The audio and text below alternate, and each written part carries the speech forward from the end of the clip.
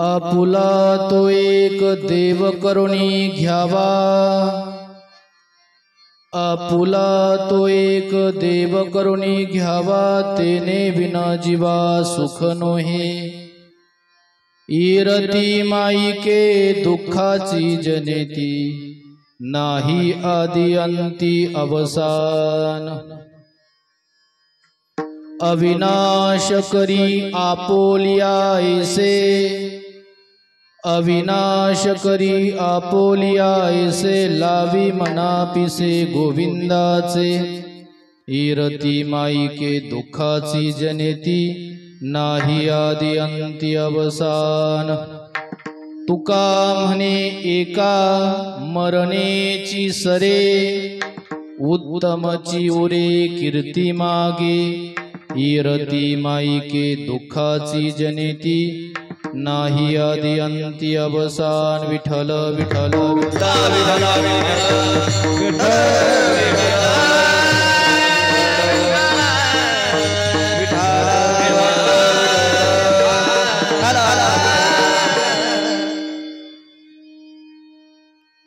ओम भद्रं कर्णेभिः शृणुयाम देवाः,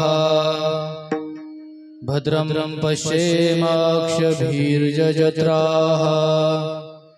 स्थिरैरङ्गैस्तुष्टुवागुंसस्तनूभिर्व्यक्षेम देवहितं जदायुः।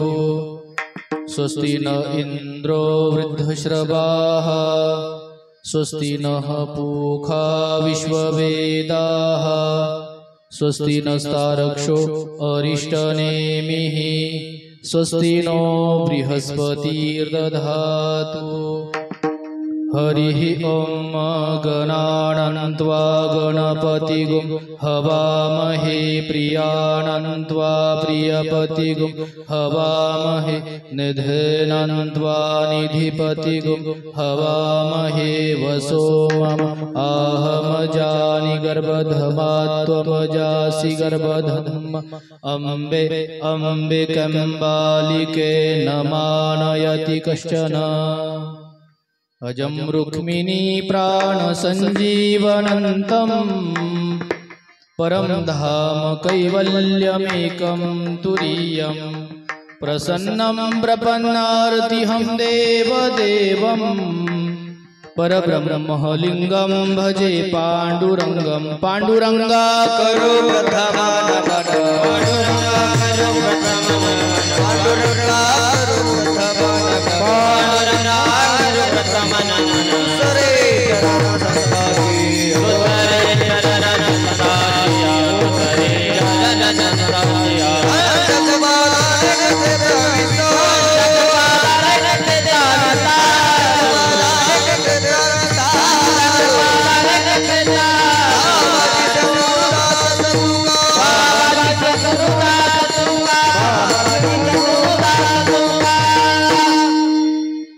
पांडुरंगा करू प्रथम नमन, दुसरे चरण संतांचिया।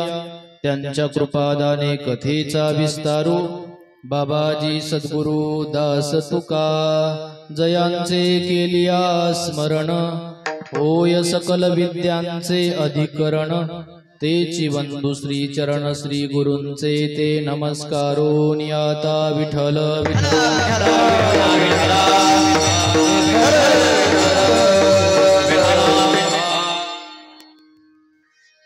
आपुला तो एक देव करुणी घ्यावा, आपुला तो एक देव करुणी घ्यावा, तेने विना जीवा सुख नोहे। इरती माईके दुःखाची जनेती, नाही आदि अंती अवसान। प्रस्तुत प्राप्त प्रसंगी समप्राप्त सेवेसाठी निवडलेला अभंग। अक्षय तनुगात्र परम पवित्र, महासदपात्र बोल्होबा पुत्र।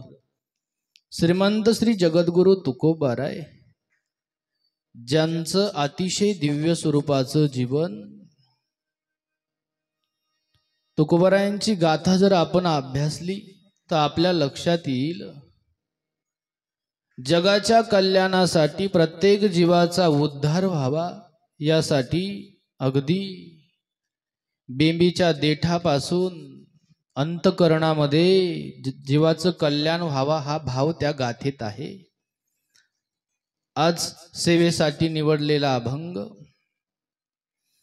या अभंगाची पार्श्वभूमी तुम्हाला सांगतो, थोडा सोरवडत राहा।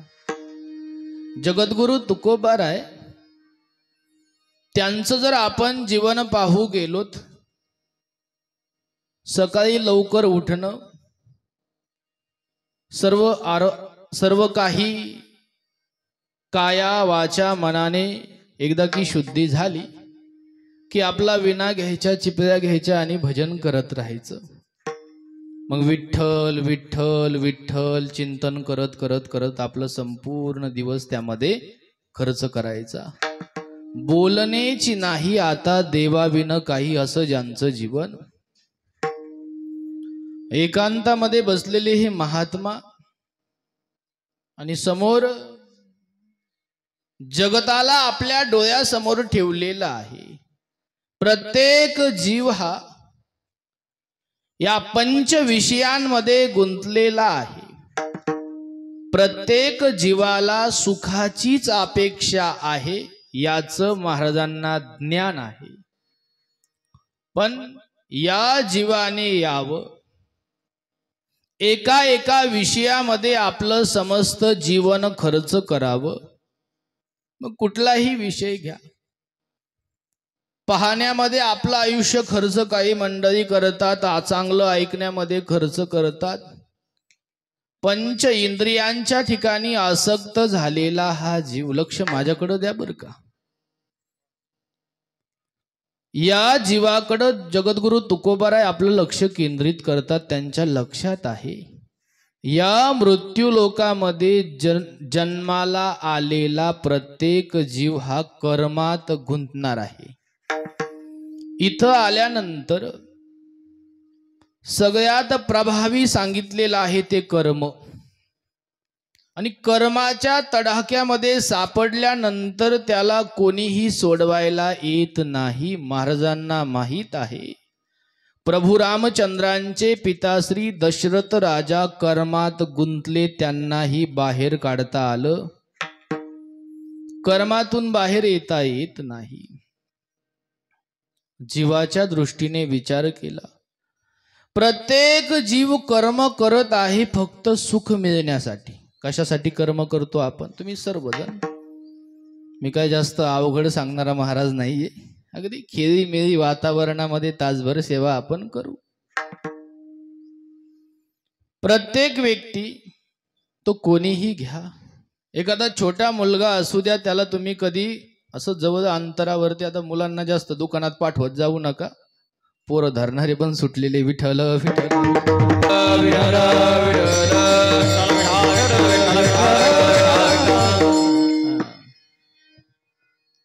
कर्मबंधन कसं असतं? प्रत्येकाला सुखाची का अपेक्षा आहे? त्या मुलाला तुम्ही म्हणायचं दाद्या असं असं दुकानातून घेऊन ये, तो अगोदर म्हणत असतो नाना मला काय देशील, काय विचारत असतो, हे केल्यानंतर मला काय लाभ होईल, काय मिळेल। किंवा मुलांना घेऊन आपण जर मंदिरामध्ये गेलो, जाता का कधी घेऊन? कधी नेता का? आता का मुलाला मंदिरात नेलं नाही तर थोड्याच दिवसात बांगलादेश होईल, तर विठ्ठल विठ्ठल विठ्ठल।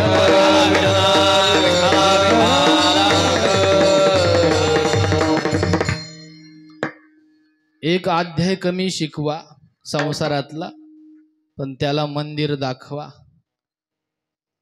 प्रत्येक संताचं चरित्र त्याने ऐकलं पाहिजे, धर्म कार्यामध्ये तो प्रवृत्त झालाच पाहिजे।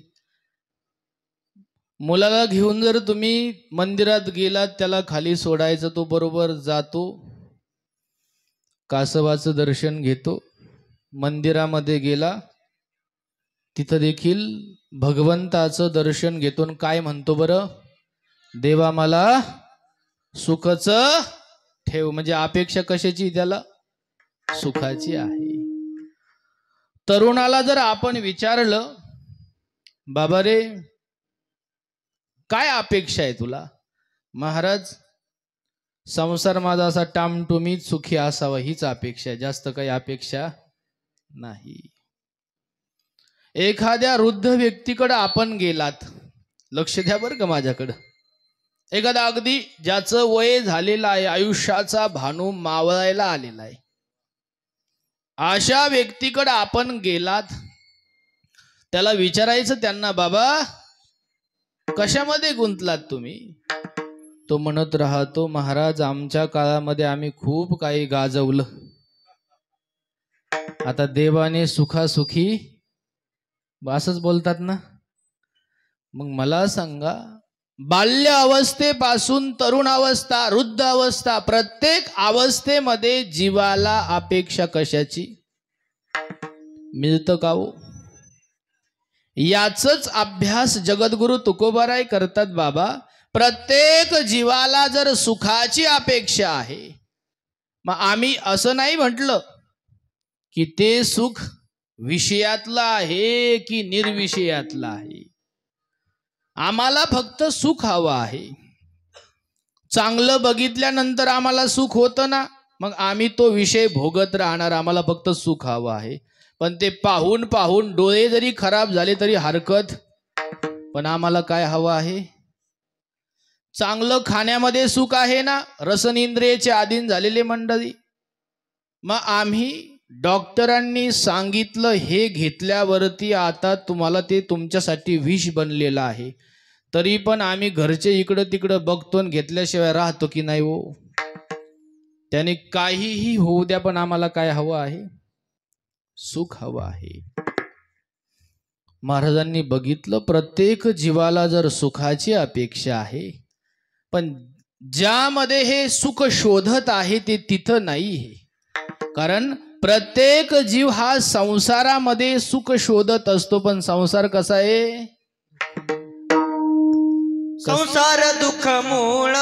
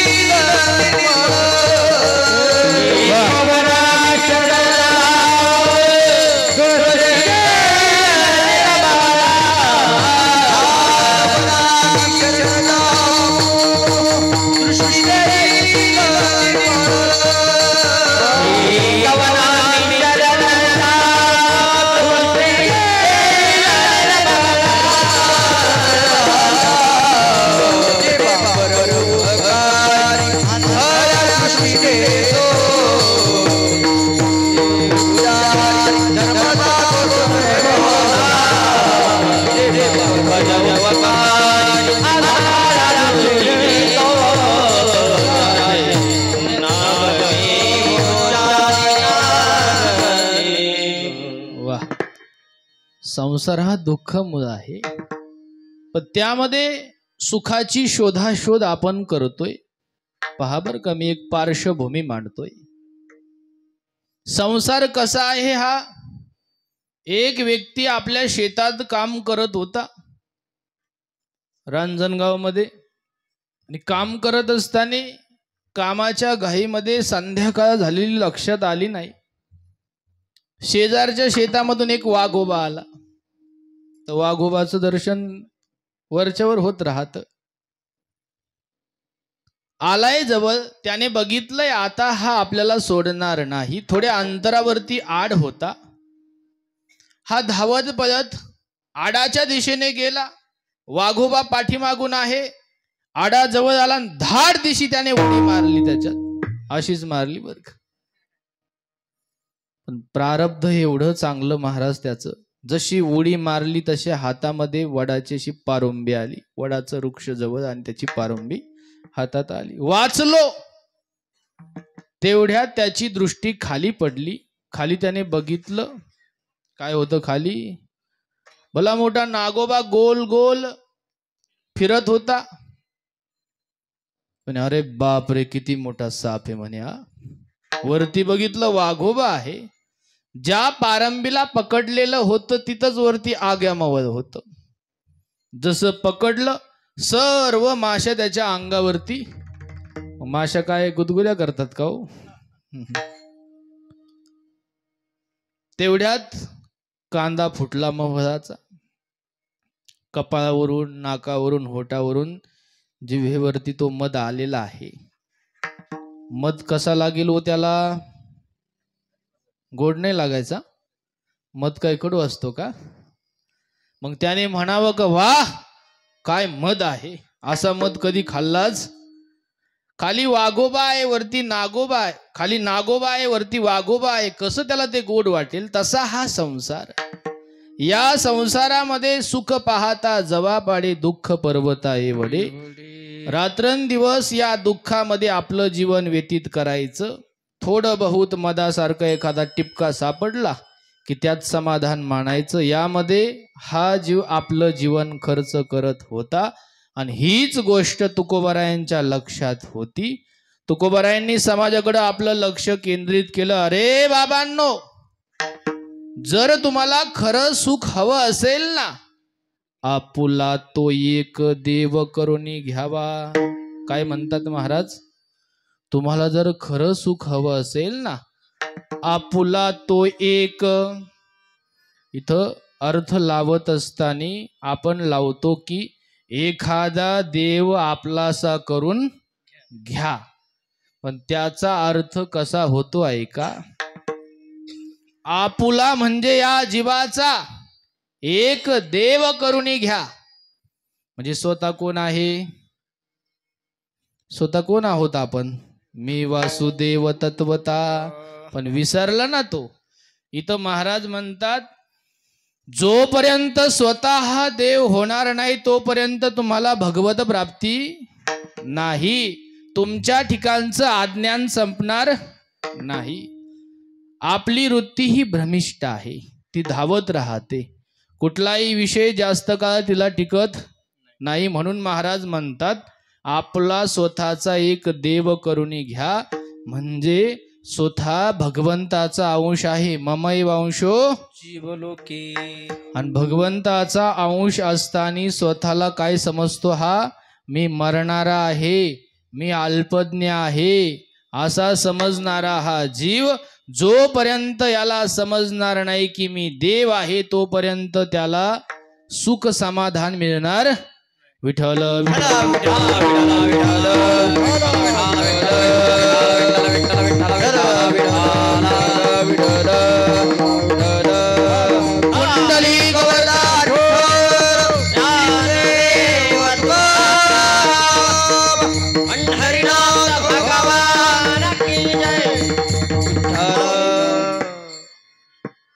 जोपर्यंत आता ही शृंखला आहे शास्त्रानुसार. पहिला आहे स्वतःचं अज्ञान. लक्ष द्या, पहिलं काय आहे? स्वतःचं अज्ञान. स्वतः हा देव आहे. कोण आहे आपण? सर्वजण. चोर नाही, भामटे पण नाही. आपण कोण आहोत?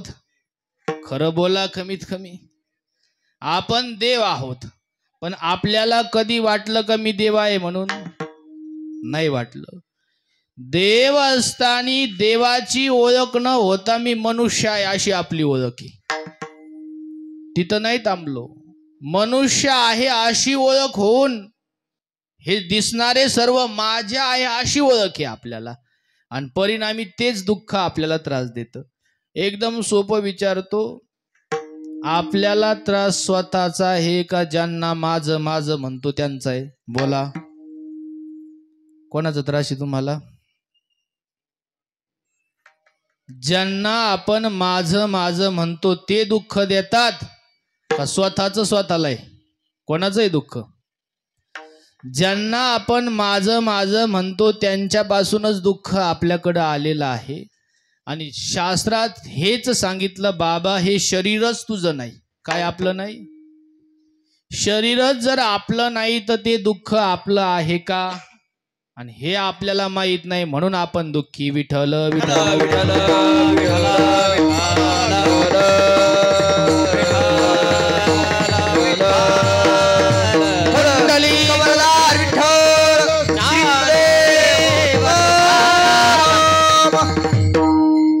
महाराज एकदम सोपं करून सांगतात.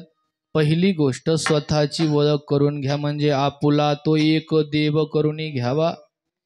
तेने विन जीवा सुख नोहे. आपल्याला जर सुख हवं असेल ना, पहिलं स्वतः देव आहात याची ओळख करून घ्या. परिणामी आपल्या जवळ दुःख राहणार नाही. काही हुशार होते तुमच्यासारखेच, इथं बसले पण लक्ष बाहेर. महाराज तुम्ही म्हणता देवाला आपलंसं करा म्हणजे सुख होईल, पण कांद्याला भाव वाढला तरी आम्हाला सुख होतं. मोठी गाडी भेटली तरी काय होतंय, सासऱ्याने म्हैस अनुदान दिली तरी पण काय होतंय, सुख होतंय. मग हे इतर जे सुखाचे साधन आहेत यांचं कुठं लावायचं? महाराजांनी स्पष्ट सांगितलं, येरती माईके दुःखाची जनेती. हे सर्व मायेने निर्माण केलेले पदार्थ आहेत, त्यांना माईक म्हणतात. ज्यामध्ये माया वास्तव्य करते त्याला माईक म्हणतात. हा माईक नाही बरं का, हा पण मायेनेच बनवलेला आहे. तसा मायेने ज्याला ज्याला निर्माण केलं ते सर्व पदार्थ हे माईक पदार्थ आहे. आणि त्यांच्या संगतीत गेलात तर दुःखाचीच प्राप्ती होईल, सुख मिळणार. येरती माईके दुःखाची जनेती. नाही आदी अंती अवसान किंवा अवसानी. पहा,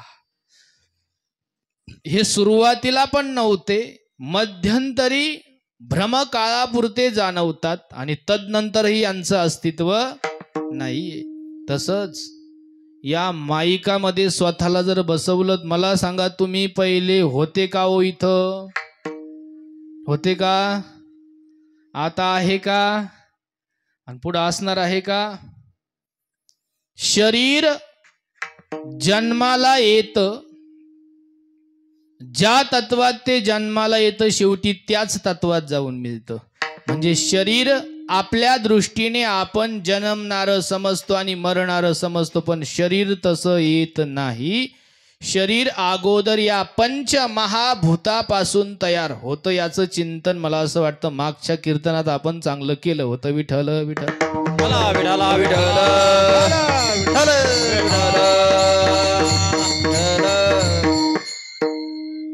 नाही तर तुम्ही म्हणाल बाबा तेच सांगतात विठ्ठल विठ्ठल विठ्ठल.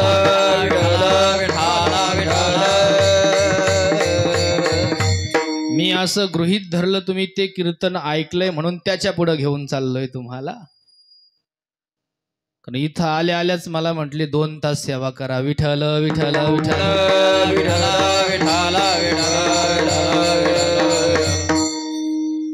आणि हा परिसर म्हणजे बन्सी बाबांचा परिसर आहे. आणि इथं काय सासा सुनाच्या गप्पा सांगायच्या का? दिव्य स्वरूपाचा हा परिसर आहे. विशेष ज्यांच्या योगाने ही सेवा कैलासवासी दत्तात्रय नामदेव चौधरी बाबांचं प्रथम पुण्यस्मरण, त्यानिमित्त मोठ्या या ठिकाणी सुंदर प्रकारचं नियोजन आहे. शिवाजी भाऊंच्या फोनवरून ही सेवा मला प्राप्त झाली आणि नजर टाकली मी, इथं बरेचसे पाहुणेच दिसतात आमचे, सगळे कुपटीकर मंडळी आहेत, सर्वच मंडळी अगदी प्रेमाचं. इथं येण्याच्या अगोदर बऱ्याच मंडळींचे मला फोन आले होते. पहा, बाबांचं आज 42वं पिंडदान आहे. शास्त्रानुसार जर बघितलं, पिंडदान ही दिव्य परंपरा आहे. आणि आजचा दिवस आज विशेष दिवस आहे, नैमित्तिक स्वरूपाचा आजचा हा दिन. आजच्या दिवशी ज्ञानोबरायांचे ज्ञानेश्वरीचं काय वर्णन करायचं आपण? आपल्याला साक्षात ज्ञानोबराय म्हणजे ज्ञानेश्वरी आहे. आणि आज जयंती, आणखी पितृपक्ष चालू आहे आणि यामध्ये वर्ष श्राद्ध येणं म्हणजे मोठं. त्यांचं प्रारब्ध खूप चांगलं असावं, त्यांचं संचित देखील चांगलं तयार झालेलं असावं आणि त्या योगाने पुण्यवंतांनाच अशी पर्वणी प्राप्त होत असते.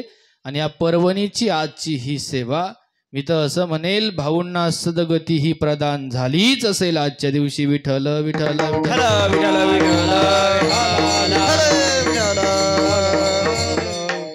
दुःखांकित परिवार गंगा भागीरथी रखमाबाई दत्तात्रय चौधरी पत्नी आहेत, त्याचप्रमाणे संभाजी भाऊ, शिवाजी भाऊ, काकासाहेब भाऊ असे हे 3 जण मुलं, त्याचप्रमाणे मुलगी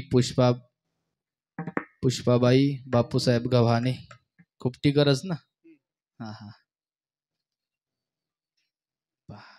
त्याप्रमाणे बहीण गंगा भागीरथी जनाबाई जगन्नाथ कांगोने. सुंदर असा हा चौधरी परिवार.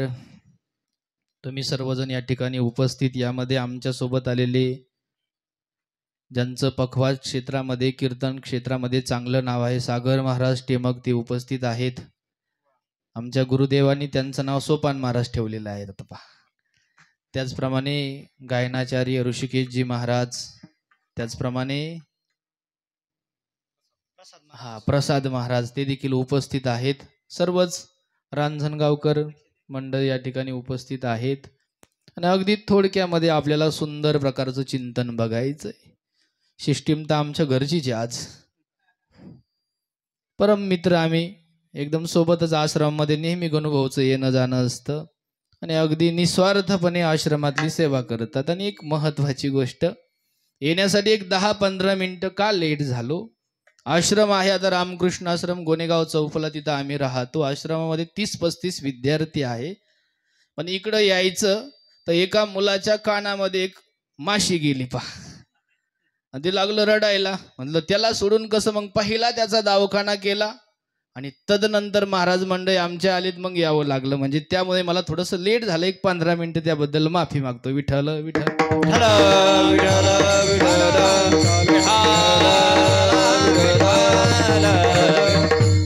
नाही तर टाइम मागं पुढं होत नाही माझा कधीच.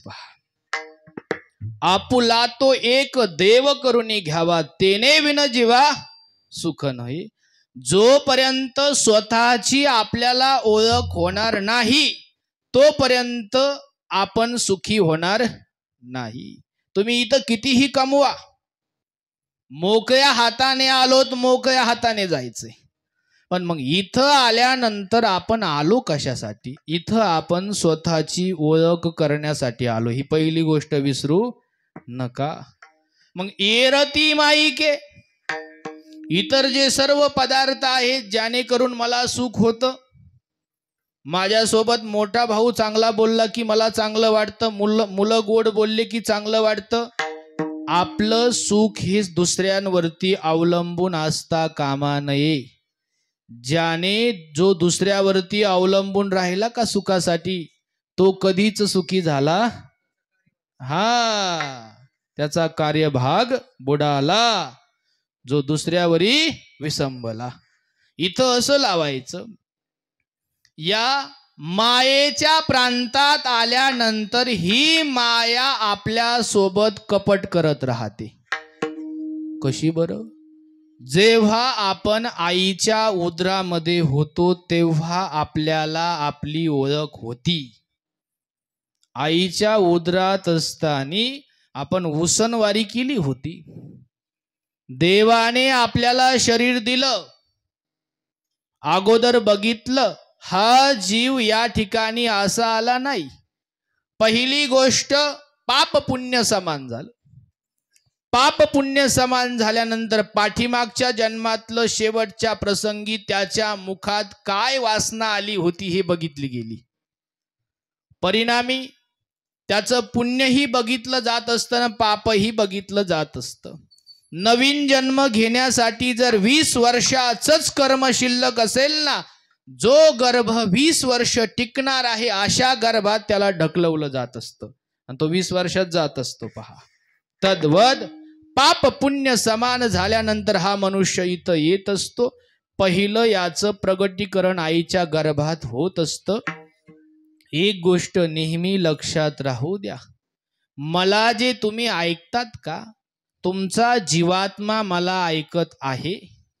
शरीर हे शरीराचं कर्म करत राहतं. तुम्हाला आता जे शरीर मिळालेलं आहे हे पूर्वजन्मातल्या कर्माचं प्रतीक आहे. तुम्ही जर ठरवलं शरीराला कुठलाही रोग होऊ द्यायचा नाही, हे अशक्य आहे. कारण पूर्वजन्माच्या कर्मानुसार त्याला काय काय रोग होणार आहे हे अगोदर लिखित आहे. लक्षात घ्या. परमार्थ प्रांतामध्ये आपली हानी का होते? कारण आपण ठरवत असतो मी परमार्थ करतो, मला कुठलाच आजार होता कामा नये असं आपल्याला वाटत राहतं. तुमच्या समोर जे उभे कीर्तनकार आहेत का, मला आता सध्या ताप आलेली. विठ्ठल विठ्ठल विठ्ठल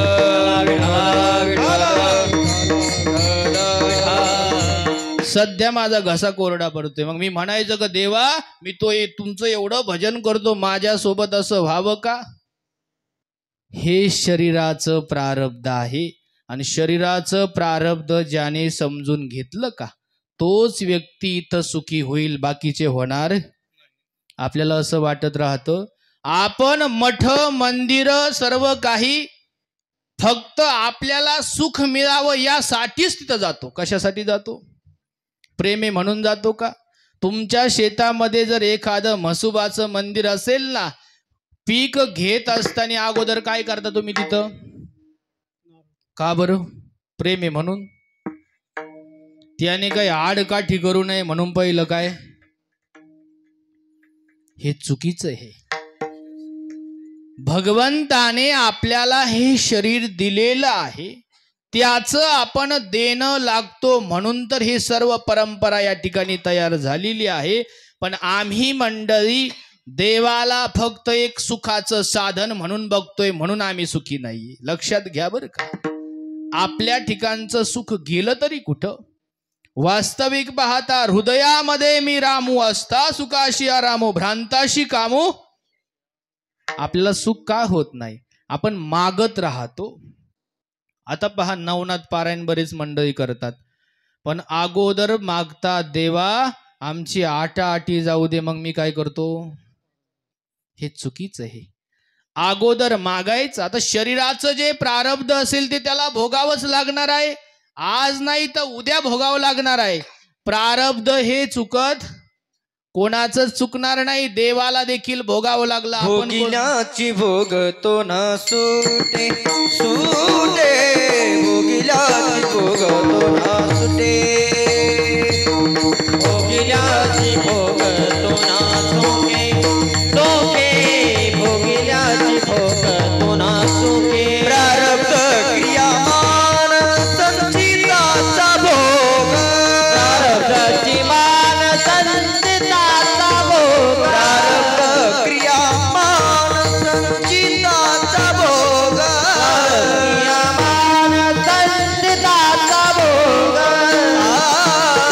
भोगिल्याची भोगतो ना सुटे सुटे, भोगिल्याची भोगतो ना सुटे, भोगिल्याची भोगतो ना सुके सुके, भोगिल्याची भोगतो ना सुके सुके सुके सुके. वाह, सुटणार नाही महाराज. भोगिल्याशिवाय आपल्याला पर्याय शिल्लक नाही. पण काही मंडळी ते मान्य करत नाही, कारण ते नास्तिक असतात, ते त्याला मान्यता देत नाही. परंतु आपण आपलं शास्त्र बघितलं पाहिजे. शास्त्रामध्ये उल्लेख आहे प्रारब्ध भोगिल्याशिवाय संपणार नाही. तुम्ही म्हणाल बऱ्याच वेळ तर म्हणता प्रारब्ध प्रारब्ध प्रारब्ध, कसं ओळखायचं? लक्ष द्या. 3 प्रकारचे कर्म आहेत. एक असतं क्रियमान, एक सर्वात अगोदर प्रारब्ध जे पाठीमागचं संचित अगोदर येईल, संचिताच्या पासून तयार होत असतं प्रारब्ध, आणि जे भोगत राहतो त्याला क्रियमान म्हणतात. 3 प्रकारचे कर्म आहेत शास्त्रामध्ये. मग आता तुम्ही चाललेले आहात ना, तुम्ही आता क्रियमान कर्म करत आहात. काय करत आहात? 5च्या दिवशी तुमचं संचित म्हणजे हे शरीर तुमच्या ताब्यात दिलं. तुम्ही जन्माला कसे आलात? पहिला जीवात्मा, हा जीवात्मा वेगळा असतो आणि शरीर वेगळं असतं, हे पहिलं समजून घ्या. तुम्ही जर शरीर म्हणजे जीवात्मा समजत असेल तर तुम्हाला काही समजलं नाही, परमार्थच समजलं नाही. पायाला लागणं हे प्रारब्ध शरीराचं आहे, भजन करणं हे प्रारब्ध जीवात्मा पुढे चालवतोय त्याला. जीवात्मा हा वेगळा असतो. स्वतःला शरीरापासून वेगळं मानायला सुरुवात करा, आपोआप तुमच्या ठिकाणचे दुःख कमी होतील. शरीर शरीराच्या दृष्टीने चालणार आहे, जीवात्मा मात्र मी देवाकडे दिलेला आहे. क्षेत्र क्षेत्रज्ञ विभाग योग 13व्या अध्यायामध्ये खूप सुंदर प्रकारचं वर्णन येतंय तिथं. मग इथं देखील पाचीच्या दिवशी चित्रगुप्ताचे दूत आपल्या खांद्यावरती कशासाठी बसवले भगवंताने? तुमचं टिप्पणी त्यांच्याकडे आहे. आपण जे जे कर्म इथं करतो याची नोंद असते. मग चांगलं कर्म केलं, शुभ कर्मामध्ये त्याची नोंद असते, आणि अशुभ कर्म केलं की त्याची नोंद ही पापात होत राहते. पुण्य पाप हे लिहिलं जात असतं. पुढचा जन्म कसा मिळेल त्यासाठी अगोदर लिखाण चालू आहे. पण मनुष्य काय करतो? इथं राहत असताना दुसऱ्याला त्रास देत राहतो, परिणामी पाप वाढवत राहतो. तुम्ही म्हणाल मग हे कसं शिकायचं? बाबांनो, भगवंताने आपल्याला इथं बनवलं. पहिली गोष्ट, देवाने देह दिला, देवे दिला देह भजना गोमटा. भजन करण्यासाठी जीवात्मा बनवला. पंचमहाभूताकडे लक्ष केंद्रित केलं. देह हा पाचाचा आणिला उसना. कसा बनला? पृथ्वीवरती बीज पडलं, त्या बीजाला पाण्याचा आधार मिळाला, आकाशाचा आधार मिळाला, वायू तत्वाचा आधार मिळाला, सूर्यदेवतेची अग्नितत्व मिळालं. या सगळ्यांचं एकत्रीकरण झालं आणि त्यापासून अन्न बनलेलं आहे. अन्नापासूनच वीर्य आणि रजत बनलं आणि परिणामी वीर्य आणि रजत एकत्र झालं. हे वरचं कवर आपल्याला समजलं का? हे कवर असं आपल्यापर्यंत पोहोच झालेलं आहे. पण आता हे प्रत्येकाचं सारखंच बनवलंय देवाने. गरीबाला गुलाबजांबू खाताना जेवढं सुख तेवढंच श्रीमंताला. एखाद्या उकिरड्यावरती एखादं डुक्कर काहीतरी खात आहे. 5 स्टार मध्ये बसून एखादा श्रीमंत व्यक्ती पण जेवण करत आहे, आणि एखादा व्यक्ती शेतामध्ये काम करत असताना जेवण करत आहे. जर आपण विचारलं तिघांमध्ये खाण्यापासून आनंद कोणाला जास्त, काय उत्तर आहे तुमचं? तुम्ही बोलाल की 5 स्टार मधला कसा आहे तो बेजार आहे हप्ते भरू भरू. शेतातला त्याला पण काळजी पुढं काय होतं, म्हणजे उकांड्यावरती आहे त्याला. अहो त्याला माहिती आहे ज्या देवाने मुख दिलेला आहे त्याने व्यवस्था, तो काळजी करत नाही. आनंद आपला आपण कमी केलेला आहे हे विसरू नका. दिलंय आपल्याला, पण भगवंताची शृंखला एवढी सुंदर. 4 प्रकारच्या खाण्या बनवल्या.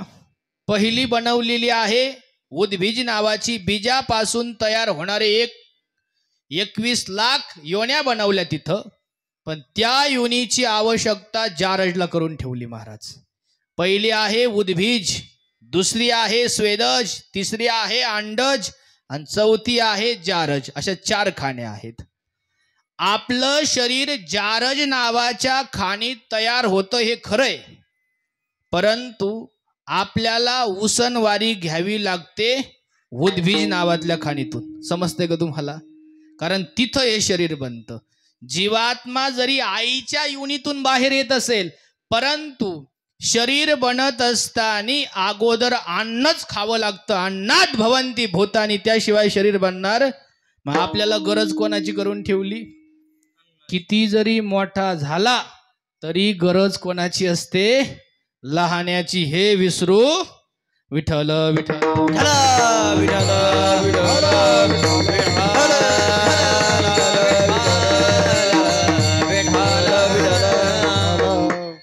म्हणून देह हा पाचाचा आणिला उसना. दिलाय आपल्याला उसना दिलाय. प्रत्येकाला देह कसा मिळाला समजला ना? देह मिळालाय आपल्याला.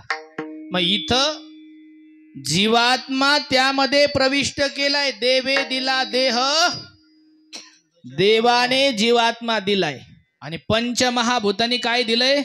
शरीर दिलंय. दोन्ही वेगळंच आहे, आणखी एकत्र केलं नाही मी. आता बघितलं जातं याचं प्रारब्ध कसं आहे. पूर्वजन्मातल्या कर्मानुसार कोणत्या शरीरात त्याला टाकायचं हे बघितलं जातं. मग त्या योनीमध्ये हा जीवात्मा भगवान परमात्मा प्रविष्ट करत राहतो. आणि बरोबर त्या योनीत हा प्रविष्ट होत असताना आणखी एकाचं कर्ज काढावं लागतं. त्याला म्हणतात काळ. कोणाचं कर्ज? देह हे काळाचे, धन कुबेराचे. म्हणे बाबांनो, तुम्ही मला विचारलं का? पंचमहाभूताने शरीर दिलं, देवाने जीवात्मा दिला, पण दोघाला राहायचंय कुठं? इथं. आणि इथं सत्ता कोणाची चालते? काळाची. मला विचारलं का?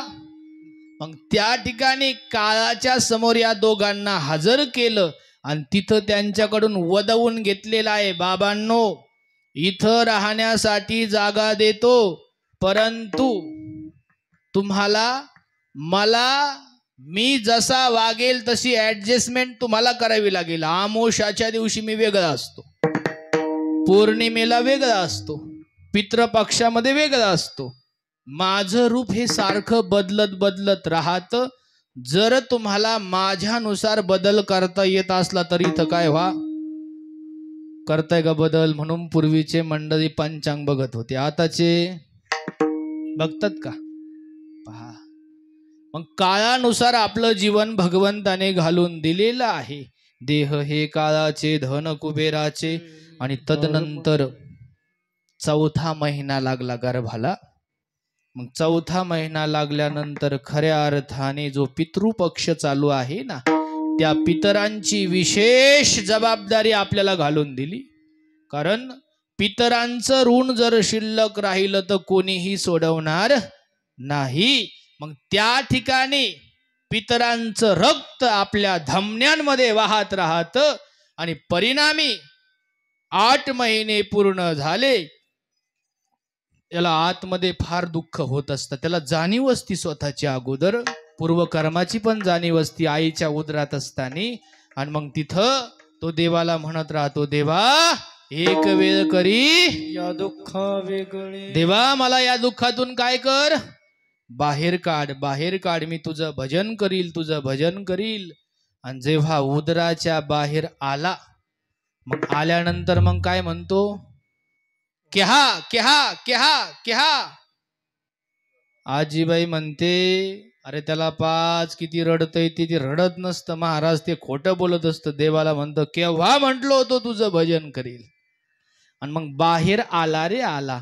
मग आल्यानंतर तो 5 वर्ष कोणाशी चांगलं बोलत, अगदी बळजबरी त्याला घालत राहतात. चिमणीचा घास, कावळ्याचा घास, कुत्र्याचा घास. महाराज आतमध्ये जे कष्ट झाले का गर्भातले, त्याच्या वेदना त्याला होत राहतात, म्हणून तो कोणाशी बोलत नाही.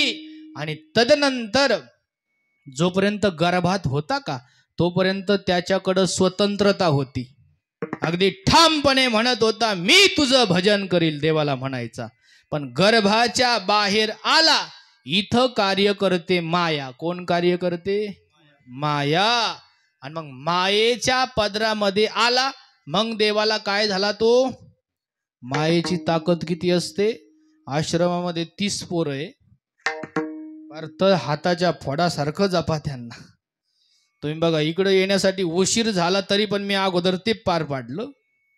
जर त्याची आजी भेटायला आली आणि तिनं जर पदर असा मुखावरून फिरवला पोराच्या, 1 मिनिटात घरी जायला तयार होतो. ताकद कशाची जास्त आहे? पदर म्हणजे माया आहे महाराज. तिची ताकद ही गहन सांगितली.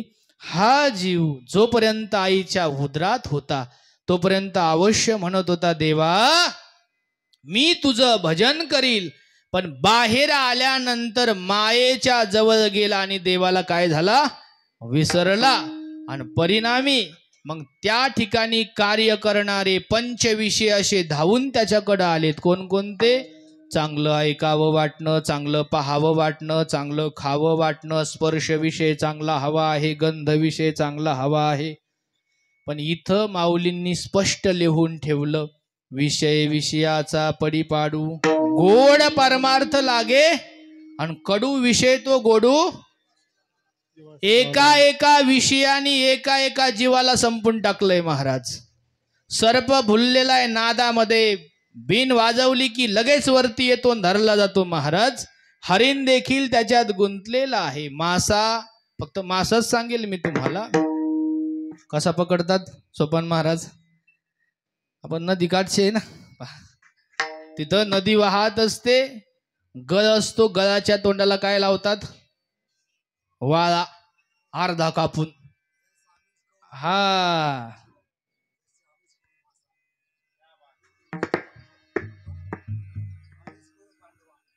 हा हा आलं लक्षात. विठ्ठल विठ्ठल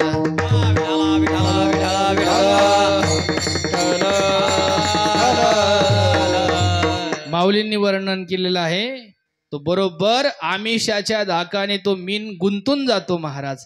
आणि अगदी बरोबर त्या ठिकाणी गळ खाली टाकला रे टाकला की लगेच त्या ठिकाणी वाळ्याने हात जोडले. कोणासाठी? माशासाठी. म्हणे अरे मत आओ मेरे लिए, माझ्यासाठी तू येऊ, मैं आधा हुआ हूं तेरे लिए. अरे बाबा मला अर्ध केलंय तुझ्यासाठी, आणि आएगा तू मेरे लिए ऊपर खडा है. ऐकलं का त्याने? जसा गेला तसा पकडला गेला. तद्वत परिणामी मनुष्य सर्व इंद्रियांना नियम करू शकतो, पण रसन इंद्रिया नियमून करती. इथं तो गुंतत असतो. आणि परिणामी तद्वत या 5 विषयांच्या भोवती हा जीव गुंतू लागला. मनुष्याला 5ही विषय आवडतात, म्हणून परमार्थ कसा लागतो त्याला? कडू लागतो. आणि संसार कसा लागतो? हा परिणाम त्याच्यावरती झाला. म्हणून तर म्हटलेलं आहे ना, नको नको मना गुंतू माया जाळी, काळ आला जवळी ग्रासावया, काळाची बावडी पडेल बा जेव्हा सोडविना तेव्हा. याने लक्ष केंद्रित केलं या पंचविषयांकडे. यातला एखादा विषय मला काय करील? सोडविल. पण त्या पंचविषयातला एकही विषय त्याला सोडवत नाही. सर्वजण बाजूला राहतात. तेव्हा तुकोबाराय म्हणतात, तुका म्हणे तुझ सोडविना कोणी. बाबा रे, तुला सोडवायला कोणीही येणार नाही, कारण सोडवणारा कोण आहे? एक चक्र पाणी वाहतुनिया, एक चक्र पाणी वाहतुनिया, वाहतुनिया, एक चक्र पाणी वाहतुनिया, वाहतुनिया, एक चक्र पाणी वाहतुनिया.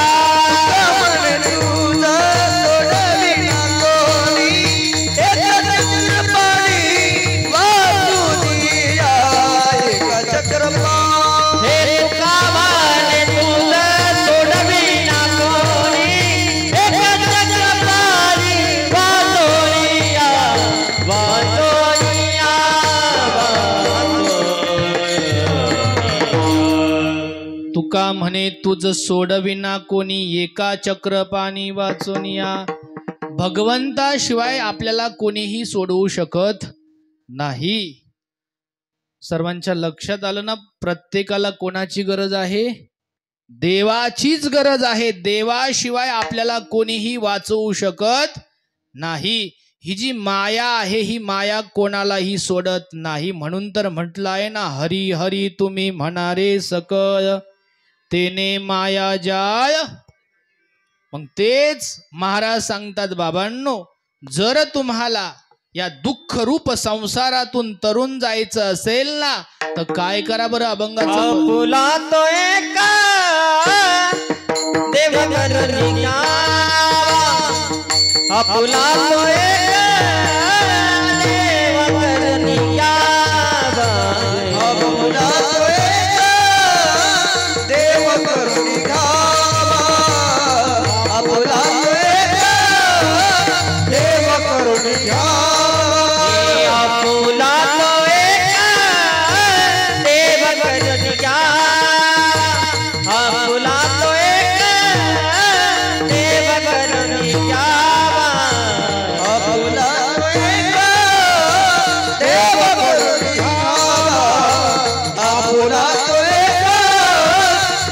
देव करून घ्या तेने बिना जीवन सुखानो ये तेने बिना जीवन सुखानो ये हे रती मायका तुमची जने हे रती मायका तुमची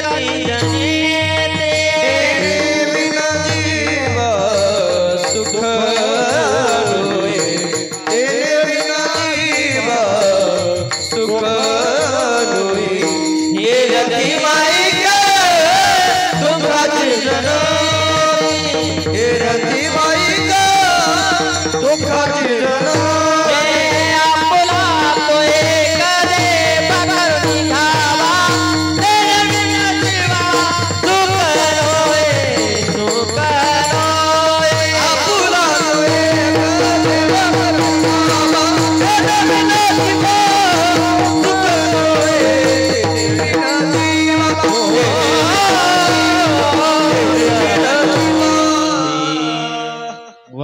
टाळ्या वाजा ना, किती सुंदर चाल म्हटली.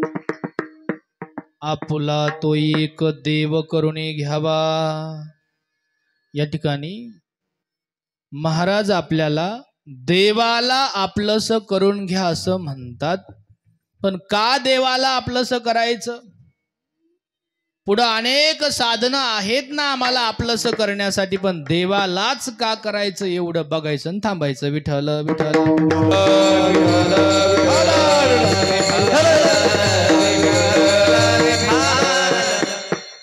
कारण मी 4 प्रकारचे ऋण सांगितले होते. देवाचं ऋण देवाचं भजन करून पूर्ण होईल. काळाचं ऋण योग्य कर्म करून पूर्ण होईल. पंचमहाभूतांचं ऋण हे फिटत असतं. कसं फिटतं सांगू का? जसं की शरीर हे पंचमहाभूतांनी आम्हाला दिलं. जेव्हा शरीर पुन्हा आपण अग्नीला देत असतो, प्रत्येक जण ज्याचं त्याचं काढून घेत असतं.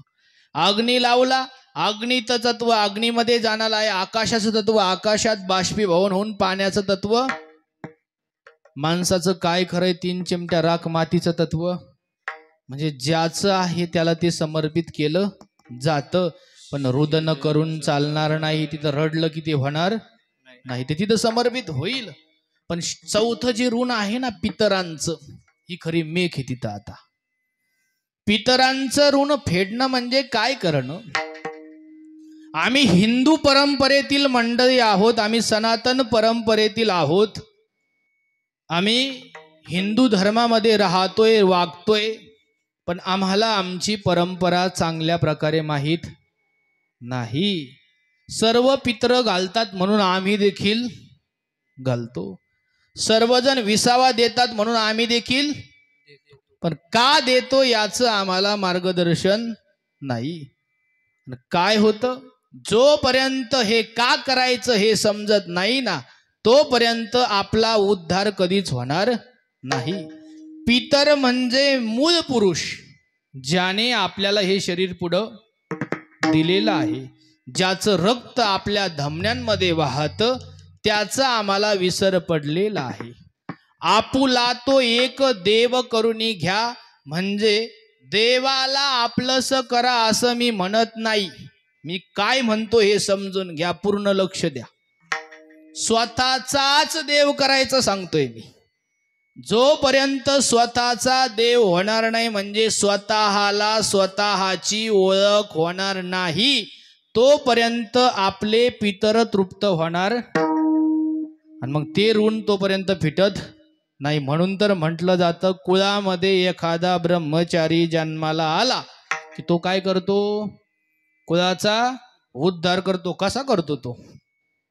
जर त्या ब्रह्मचारी पुरुषाच्या मुखात मरतानी देवाचं नाव आलं तरच तो करू शकतो, अन्यथा तो करणार नाही. आणि त्याच्याच मुखात देवाचं नाव येत असतं ज्याची अवस्था जीवनमुक्त आत्ताच झालेली. उदाहरणार्थ देवगडचे बाबाजी उत्तराधिकारी नेमवले, त्या क्षणी सर्व एका मिनिटात लिहून दिलं. त्याला काय म्हणायचं? जीवनमुक्त अवस्था सर्व काही प्राप्त असताना टाकून देण्याची ज्याची इच्छा असते त्यालाच म्हणायचं वैराग्य, अन्यथा वैराग्य नाही. तद्वद लक्ष द्या, जोपर्यंत तुम्हाला शरीर आवडणार आहे का, प्रत्येकाला बरं का, जोपर्यंत हे शरीर आपल्याला आवडतं तोपर्यंत आपल्याला देवाची ओळख झाली नाही. आणि साधू संतांनी आपल्या धर्मात ते शिकवला. आपला धर्मग्रंथ कोणता आहे? कोणता ग्रंथ आहे आपला धर्मग्रंथ? श्रीमद भगवद गीता, ज्यामध्ये अर्जुनाला काय झालेलं होतं, कशाविषयी मोह होता त्याला? देवा शरीर माझं आहे, या शरीराच्या संबंधाने सर्व गोत्रज वर्ग कोणाचा आहे? माझा आहे, आणि यांना मी कसं मारू, हा अर्जुनाचा मोह घालवायचा होता. म्हणून देवाने श्रीमद भगवद्गीतेची योजना तिथं केलेली आहे. जोपर्यंत स्वतःची ओळख होणार नाही तोपर्यंत आपण सुखी होणार नाही. मग ती ओळख कशी करायची? पहिली गोष्ट, ती ओळख आपल्या मूळ पुरुषाला नाही, म्हणून तर परंपरा पुढे आली.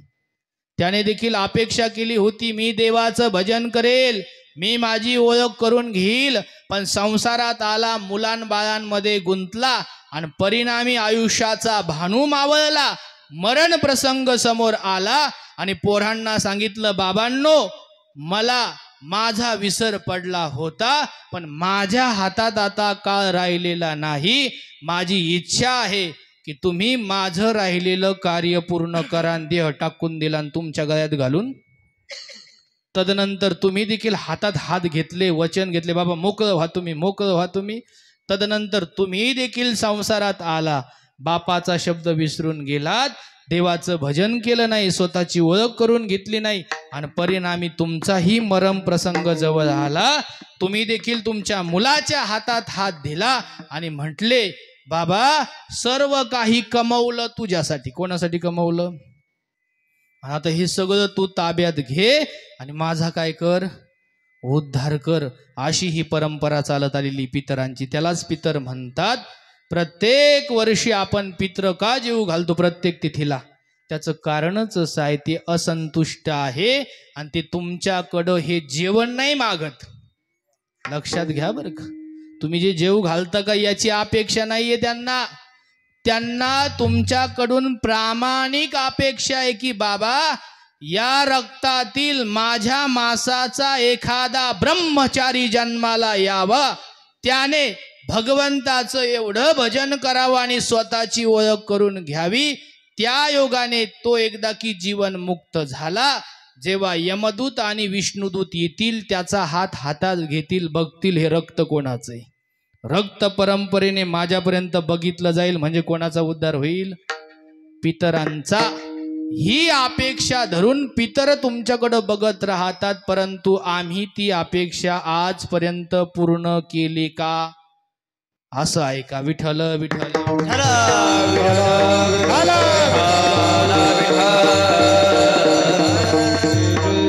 आमचं चिंतन थोडं जड असतं बरं का, परंतु ते खरं आहे. पितरांची परंपरा जोपर्यंत समजणार नाही तोपर्यंत आपला उद्धार होणार ते बाजूलाच राहिलं. आपण चालवत आहोत परंपरा, त्याच्यामध्ये आणखीन अडथळे तयार केले आम्ही. काय अडथळे तयार केले? वर्ण संकर नावाचा दोष मध्ये आणून घातलाय आपण. काय केलंय? पहिलीच गोष्ट, आपल्याकडूनच आपले पितर संतुष्ट नाहीये आणि परिणामी आपण पुढच्या पिढीला ते ज्ञान न देता त्यांना आपण मोकळं सोडलंय. कसं सोडलंय? अर्जुनाला मोह झालेला होता, देवा हे माझे आहेत, यांना मी कसं मारू? मग तिथं त्यांनी काही पण करू द्या, अर्जुन त्यांना मारायला तयार. अर्जुनाला एकट्याला मोह आहे का? म्हातारा मोह आहे. मुलांनी काही करू द्यायचं तरी पण म्हातारा काही म्हणतोय का? तुम्हाला मोह नाही का? कधी विचारलं का पोरीच्या अंगावर अंगभर कपडे आहे का? का नाही विचारत? काय आहे तुम्हाला? मुलगा कुठं फिरतो आहे का लक्ष? जास्त बोलणार नाही. विठ्ठल विठ्ठल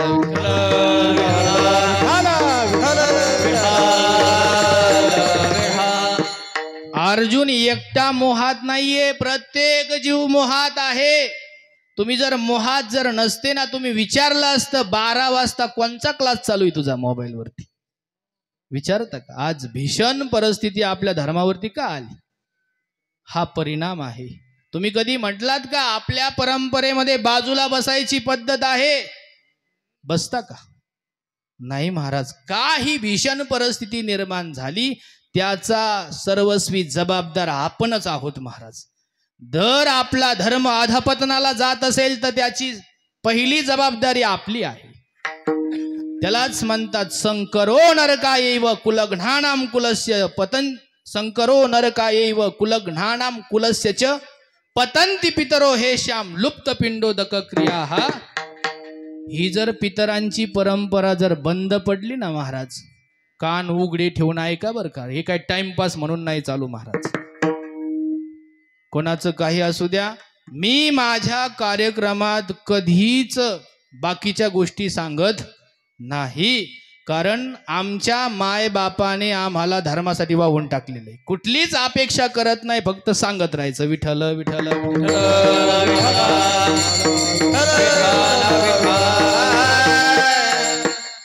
वाईट वाटतं महाराज.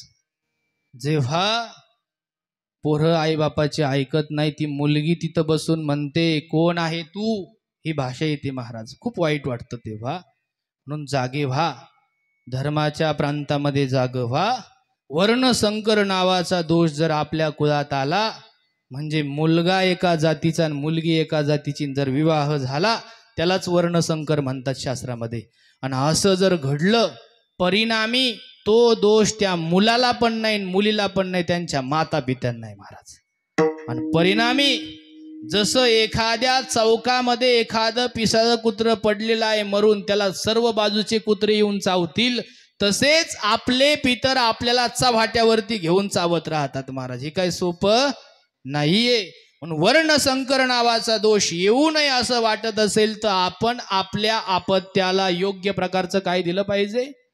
धर्मज्ञान दिलं पाहिजे. आपला धर्म काय सांगतोय, पितरांची जबाबदारी आपण ही पूर्ण करायची. आता हा पितृपक्ष चालू आहे. शास्त्रानुसार 95-96 प्रकारचे पिंडदान दिले जातात. त्यातील 42 हे वर्ष श्राद्धापर्यंत पूर्ण होतात आणि तदनंतर राहिलेल्या त्या पोरांनी प्रत्येक तिथीला ते पूर्ण करावे लागतात. पण त्यामध्ये जर वर्णसंकर झालं की परंपरा काय होऊन जाते? बंद पडून जाते. म्हणून परंपरेला जपा. वडिलोपार्जित परंपरा जर बंद पडली, सर्वत्वी दोषी आपण राहाल. म्हणून आपुला तो एक तेने विन जिव्हा. पहिली स्वतःची ओळख करून घ्या. नाही झाली ओळख महाराज, आयुष्य संपत चाललेलं आहे. मग आयुष्य संपत चालल्यानंतर घडी घडी काळ वाट याची पाहे अजूनही किती आहे? थोडा अवकाशा जो घेतो 10 मिनिटं. विठ्ठल विठ्ठल विठ्ठल विठ्ठल विठ्ठल विठ्ठल.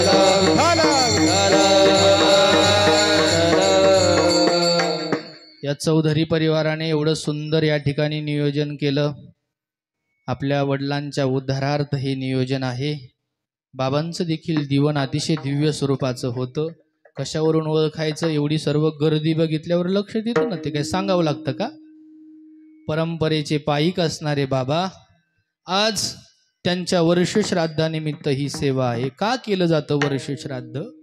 कारण जर आपण आता हे शरीराच्या संबंधाने ह्या क्रिया आहेत. परिणामी तो जीवात्मा, त्याला शास्त्रानुसार 2 दरवाजे सांगितले वाचण्याची.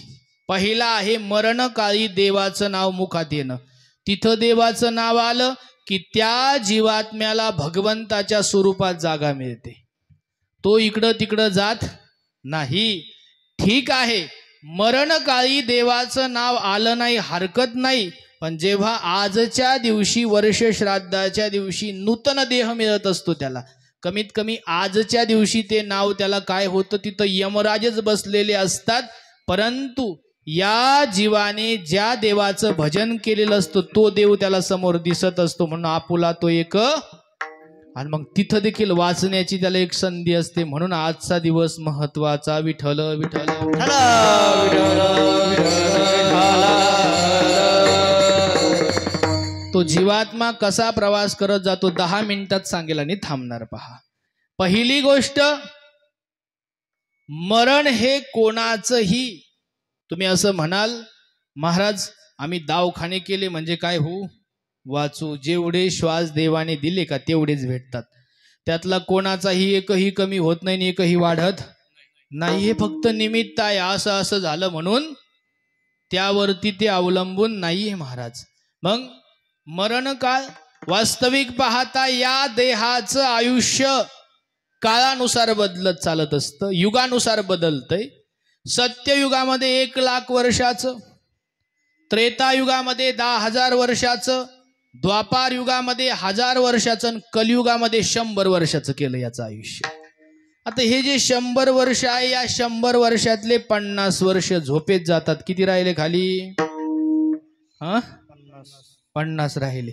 50 मधले 20 वर्ष बालपणात, किती राहिले? आणि 30 वर्षातले 10 वर्ष म्हातारपणात धरा, किती राहिले? आणि 20 वर्ष कुचार वाट्यावरती किती जातात त्यातली? मग किती वर्षाचं आहे आयुष्य? स्लिप मास्तर किती वर्षाचं आहे? एवढं छोटं आपल्याला आयुष्य मिळालेलं आहे, तरी देखील आपण काय करत राहतो? अनाठाई खर्च करत राहतो. पण आयुष्याचा भानू मावळला, अंतकाळ त्याचा जवळ आला. आयुष्यभर जर चांगलं कर्म केलेलं असेल ना, तरच त्याला विष्णुदूत नेण्यासाठी येतील, अन्यथा ते येत नाही. लक्षात घ्या. मरण हे 3 प्रकारचं आहे. पहिला आहे नैसर्गिक मरण, दुसरा आहे दूर मरण, तिसरा आहे आत्मघात. यातलं आत्मघात सगळ्यात वाईट. स्वतःला मारणं हे सगळ्यात वाईट. त्याला म्हणतात आत्महत्या. मग आत्मघात तसाच नाही केला जात. आत्मघात 2 प्रकारे केला जातो. आयुष्यभर परमार्थ न करता संसाराचे ओझे ओढत राहणं, याला पण आत्मघातच म्हणतात. शेवटपर्यंत स्वतःची ओळख न करता जगणं, याला काय म्हणायचं? दिंडी निघाली, वाटी लावायला सुद्धा येत, गावात काकडा चालला कधी चहा घेऊन देखील जात, शेती भला घर भला आणि तो भला, याला काय म्हणायचं? आत्मघात करणं.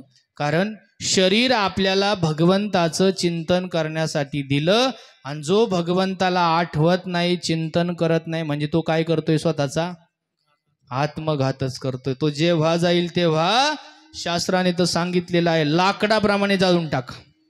म्हणून उद्धरेदात्मनात्मानम आत्मानम वसादयेत आत्मैव ह्यात्मनो बंधुरात्मैव रिपुरात्मनः बंधुरात्मात्मनस्तस्य येनात्मैवात्मना जितः आणि अनात्मनतु शत्रुत्वे वर्तेत आत्मैव शत्रुवत. स्वतःचा मित्र आहे, स्वतःचं काय आहे बरं मनुष्य? मग शत्रू बनायचं का मित्र बनायचं कोणी ठरवायचं? आपला आपण ठरवा. या जीवात्म्याला एक ठराविक कालखंड दिलेला या शरीरामध्ये राहण्यासाठी. शरीराचं जरी शिल्लक असेल, जीवात्म्याचा कालखंड संपला, जीवात्मा बाहेर येणार आहे. त्या शरीरामध्ये तो थांबत नाही. परिणामी नैसर्गिक मरण 28 दिवस अगोदर समजत असतं. काळ आणि वेळ जुळत असते त्या ठिकाणी. दोघाचं प्रगटीकरण झालं की म्हणायचं आता शरीराचा भानू मावळलेला आहे. काही संकेत सांगितले. मग बहिरंग लक्षणं, त्यामध्ये कुत्र्याची इवळी ऐकू येईल, गाईचा हंबरडा ऐकू येईल, कावळ्याचा आवाज ऐकू येईल. म्हणायचं आता मरण प्रसंग काय झालाय?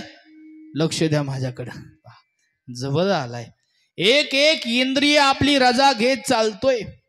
पहिलं कर्म इंद्रिय बंद पडतात, ज्ञान इंद्रिय बंद पडत असतात, आणि मरण प्रसंग जवळ आला रे आला. शास्त्राने सांगितलं त्या जीवाला उत्तर दक्षिण झोपवा. कसं झोपवायला लावलं?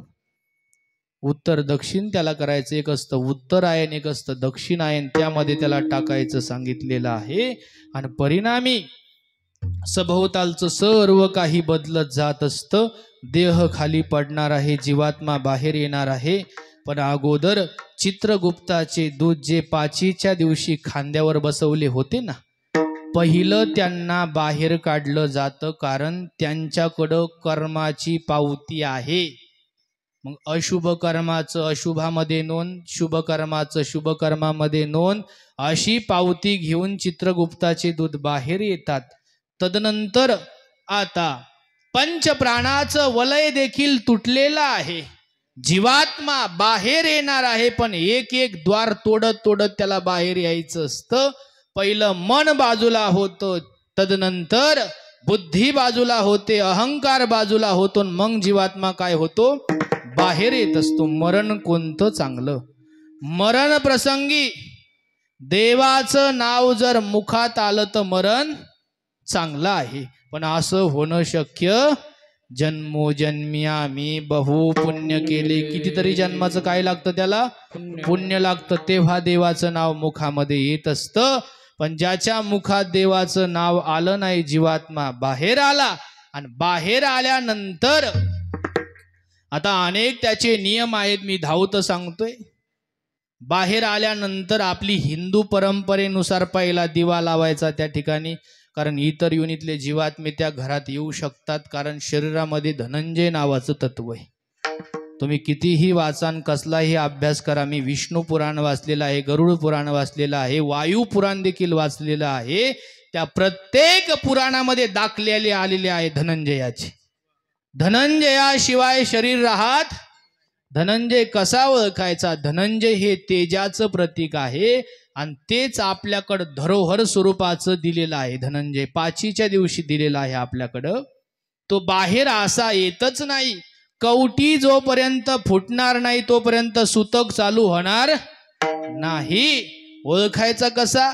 मनुष्याचा जीवात्मा बाहेर आल्यानंतर जर प्रेत अतिशय तेजस्वी दिसत असेल तर म्हणायचं आतमध्ये धनंजय आहे, आणि ते जर निस्तेज दिसायला लागलं की म्हणायचं आतमध्ये धनंजय नाही. आणि ज्याच्या देहात धनंजय नाही अशा व्यक्तीला नवीन शरीर मिळत नाही, तो जात असतो भूतपिशाच्या दिक्योन्यांमध्ये महाराज. म्हणून धनंजय अतिशय महत्वाचा सांगितला. त्याचं संगोपन करण्यासाठी आपली ही हिंदू परंपरा आहे. का करायचं? 6 तास विधी का करायचा नाही? कारण जीवात्म्याला आणि चित्रगुप्ताला घेऊन यमदूत यमनगरीत जातात, जाण्यासाठी 3 तास लागतात, येण्यासाठी 3 तास लागतात. म्हणून 6 तासाच्यात आपला विधी होत नाही, करायचा पण नाही. दुसरं, तदनंतर आता ज्या घरात प्रेत ठेवलेला आहे ना, त्या घरामध्ये ज्या माऊलीला अडचण आहे तिनं का जायचं नाही? कारण तिच्या शरीरामध्ये तिचे 9 द्वार मोकळे असतात. अशी माऊली पहिल्या दिवशी चांडाळी नसते, दुसऱ्या दिवशी ब्रह्मघातिनी असते, तिसऱ्या दिवशी रजकी समान असते. अशी माऊली ही त्याज्य सांगितली शास्त्रामध्ये. पहिल्या दिवशी जर तिनं आपल्या मुलांना पाणी दिलं तर रक्त पाजलंय महाराज. आज छोटछोटाले मुलं का त्रास देतात? नालायकपणा का वाढला? परिणाम पहिल्या दिवसाचं अन्न सांगितलंय. दुसऱ्या दिवशी ब्रह्मघातिनी म्हणजे जी घातपात करायला घाबरत नाही, म्हणून दुसऱ्या दिवसाचं अन्न देखील त्या माऊलीच्या हातचं खायचं नाही सांगितलंय. तिसऱ्या दिवशी रजकी समान म्हणजे व्यसनाची वृद्धी, का मुलं व्यसनी झाली, परिणाम तिसऱ्या दिवसाचं काय आहे? अन्न आहे. हे आपण लक्षात घेतलं पाहिजे. ती माऊली कमीत कमी 28 हात त्या प्रेतापासून बाजूला ठेवली जाते. तिथं आणायची 28 हाताच्या अंतराच्या बाहेर तिला ठेवायचं असतं, पण आम्ही पाळतो का हो? नाही महाराज. मग काय होतं? त्याचं जर पालन केलं नाही तर निषिद्ध शरीर असतं त्या माऊलीचं. आणि भूत पिशाच्या दिक योन्यातील जीवात्म्यांना सांगितलेलं आहे, ज्या ठिकाणी निषिद्ध भूमी असते त्या ठिकाणी जाऊन वास्तव्य करा. तुम्ही म्हणाल तुमचा विश्वास आहे का? मी काय अंगठ्या महाराज नाही, M.Com LLB करतो, हे पण तुम्हाला सांगेल. विठ्ठल विठ्ठल विठ्ठल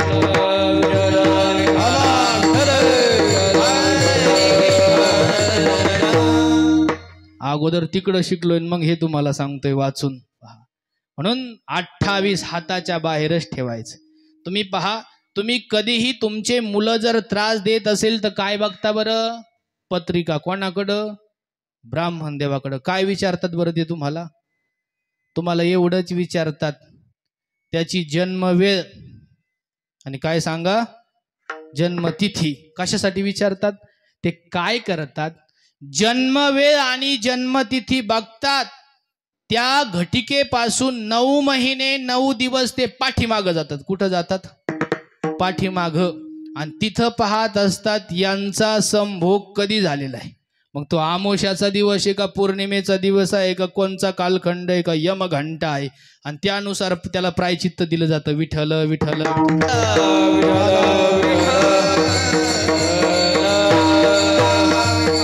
हे आपल्या धर्मातलं शास्त्र आहे, विसरू नका. वेळ भरपूर झालेला. एकदा विठोबा रखुमाई भजन घेऊ. विठोबा रखुमाई.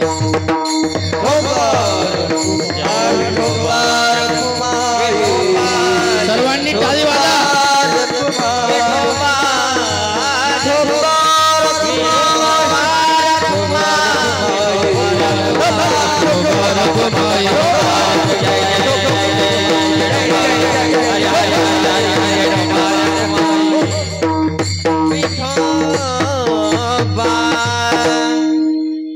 धर्मज्ञान पूर्णपणे मिळवायचं असतं महाराज, म्हणून प्रत्येक विधी हा महत्वाचा.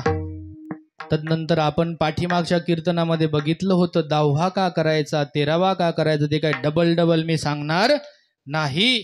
पण वर्ष श्राद्ध का करायचं हे 5 मिनिटात सांगतो. वर्ष श्राद्धाच्या दिवशी 42 प्रकारचे पिंडदान पूर्ण होत असतात. परिणामी जे आपल्याला त्या जीवासाठी अगोदर करायला जमलं नाही ते वर्ष श्राद्धाच्या दिवशी करता येत असतं महाराज. ही पुण्याची शिदोरी आज त्यांच्या ताब्यात दिली जात असते. आणि परिणामी आजच्या दिवशी जर या जीवाच्या मुखामध्ये देवाचं नाव आलं, पहा बर का, आपुला तो एक देव करून घ्यावा.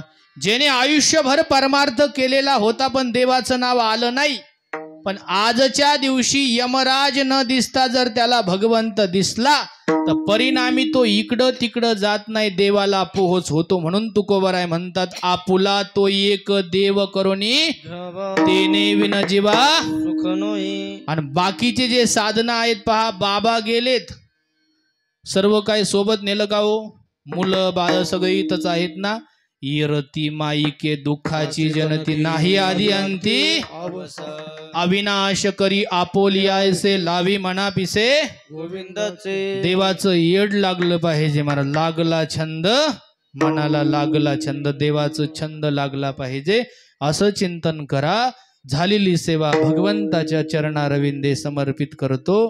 पहा, या ठिकाणी चौधरी परिवार, सर्व नातलग मंडळ या ठिकाणी उपस्थित आहेत. मोठ्या संख्येमध्ये सर्वजण उपस्थित आहेत. आणि आज आपल्यात जेवढं आपण भजन केलं, नामस्मरण केलं, हे सर्व बाबांना आज पोहोच होत असतं.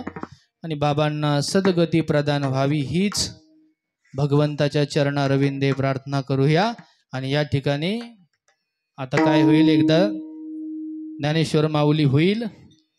अगोदर चाल म्हणूया, सरळ सरळ चाल घ्या, आणि तदनंतर मग ज्ञानेश्वर माऊली, मग समाप्ती. पहा, शेवटच्या चरणामध्ये महाराज सांगतात की बाबांनो, शरीर जरी गेलं तरी कीर्ती रूपाने शिल्लक कसे राहतात महात्मे, ते शेवटच्या चरणामध्ये.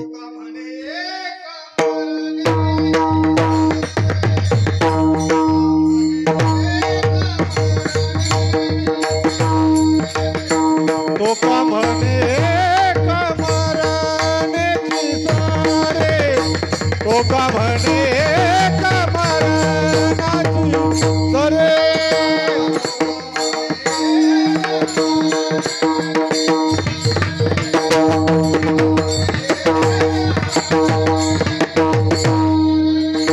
तो का म्हणे कमरनाची सरे. तो का म्हणे एक कमरनाची सरे.